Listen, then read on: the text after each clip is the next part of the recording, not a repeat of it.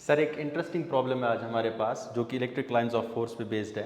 दो charges given है out of which Q1 is positive and Q2 is negative.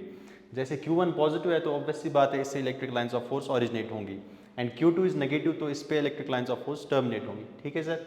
अब इससे दो इलेक्ट्रिक लाइंस ऑफ फोर्स निकल रही है, दोनों का जो हॉरिजॉन्टल के साथ एंगल है दैट इज अल्फा। ठीक। सिमिलरली Q2 पे जो लाइंस टर्मिनेट हो रही है दोनों का जो हॉरिजॉन्टल के साथ एंगल है दैट इज बीटा। अब हमें क्या पूछा गया है, इसमें हमें रेशियो ऑफ चार्जेस कैलकुलेट करना है, Q1 अपॉन Q2 हमें कैलकुलेट करना है। अब यहाँ पे दो कॉन्सेप्ट यूज होंगे इलेक्ट्रिक लाइंस ऑफ फोर्सेस के। सी फॉर एग्जांपल ये जो लाइन ऊपर वाली लाइन Q1 से ओरिजिनेट हो रही है ये टर्मिनेट हो रही है Q2 पे। ठीक है सर। सिमिलरली ये वाली जो नीचे वाली लाइन है ये भी Q1 से निकल के टर्मिनेट हो रही है Q2 पे।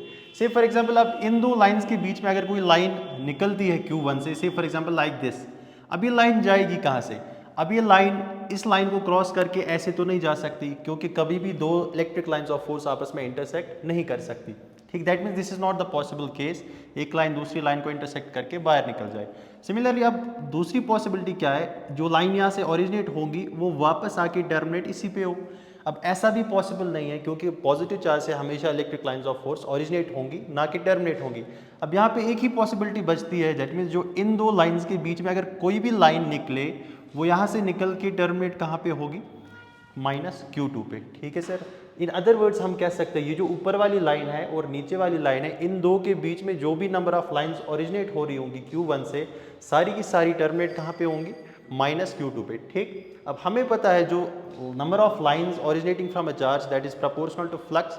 इन अदर वर्ड्स जो भी फ्लक्स इन दो लाइंस के बीच में से निकल रहा होगा Q1 से वही फ्लक्स टर्मिनेट हो रहा होगा कहाँ पे? माइनस Q2 पे। तो वही कंसेप्ट हम यूज करेंगे यहाँ पे, जो भी फ्लक्स ओरिजिनेट होगा from Q1 that will be equal to flux terminating at Q2।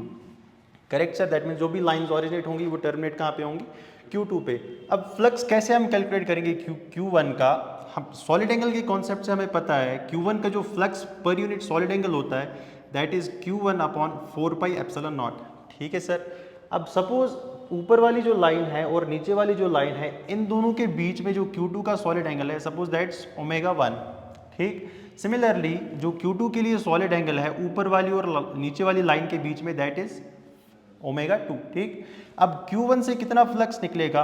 That will B flux per unit solid angle multiplied by solid angle of Q1। ठीक है सर। सिमिलरली जो Q2 का फ्लक्स होगा that will B flux per unit solid angle which is charge upon 4 pi epsilon naught multiplied bye solid angle of Q2।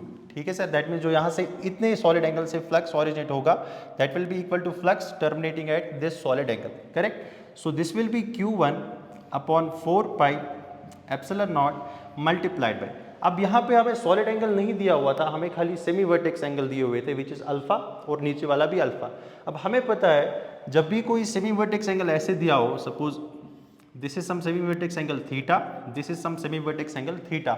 अब इन दो lines के बीच में जो सॉलिड एंगल बन रहा होगा अगर वो ओमेगा है तो उनके बीच का जो रिलेशन है solid angle is always equal to 2 pi times 1 minus cos of semi vertex angle. ये वाला रिलेशन हम यहाँ पे यूज कर सकते हैं। सो ω1 की जगह हम पुट कर सकते हैं 2 pi 1 minus cos of semi vertex angle जो कि यहाँ पे क्या दिया हुआ है that is alpha. Correct. Similarly this will be equal to Q2 upon 4 pi epsilon naught multiplied by, यहाँ पे भी हम यही रिलेशन यूज करेंगे। So this will be 2 pi into 1 minus cos of semi vertex angle.